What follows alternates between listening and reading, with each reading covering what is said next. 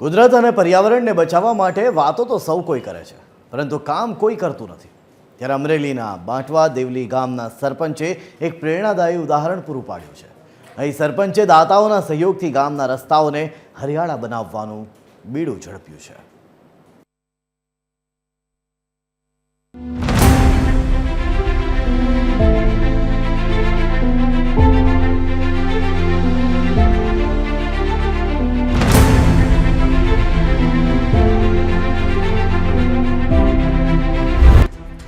અમરેલીના બાંટવા દેવળીથી બરવાળા બાવળ તરફ જતો આ રસ્તો હવે ટૂંક સમયમાં ઘટાદાર વૃક્ષોથી લહેરાતો જોવા મળશે।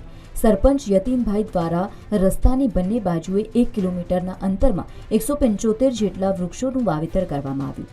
સામાન્ય રીતે વૃક્ષો વાવ્યા બાદ તેના ઉછેર અને પાણીની મોટી સમસ્યા હોય છે, પરંતુ અહીં સરપંચે પોતાની કોઠાસૂઝથી ટપક પદ્ધતિ ગોઠવી છે। આ વ્યવસ્થાની ખાસિયત એ છે કે માત્ર એક જ વાલ ખોલવાથી તમામ 175 વૃક્ષોને એક સાથે પાણી મળે છે। માત્ર 2 કલાકમાં દરેક વૃક્ષને અંદાજે 20 લીટર જેટલું પાણી મળી રહે છે। પાણીનો બગાડ અટકે છે અને શ્રમની પણ બચત થાય છે।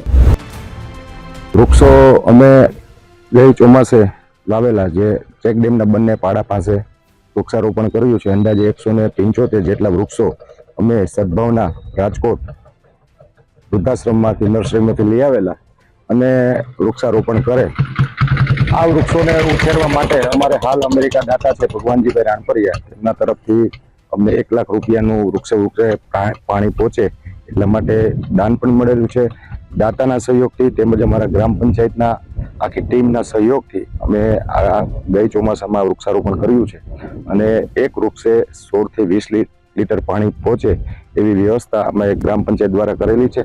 વૃક્ષારોપણ કરવાથી પર્યાવરણનું જતન કરી શકીએ। વૃક્ષ માત્ર છોડ નથી પણ પક્ષીઓનું ઘર છે અને મનુષ્ય માટે ઓક્સિજનનો સ્ત્રોત છે। પ્રકૃતિ જળવાશે તો જ આપણે જળવાઈશું। આ કાર્યમાં દાતાઓ અને ગ્રામ પંચાયતનો સંપૂર્ણ સહયોગ મળ્યો છે। ગ્રામ પંચાયત અને દાતાઓના આર્થિક સહયોગથી થયેલું આ કાર્ય આજે અન્ય ગામો માટે પણ દીવાદાંડી સમાન બન્યું છે। TV 13 ગુજરાતી માટે પરેશ પરમારનો રિપોર્ટ, અમરેલી।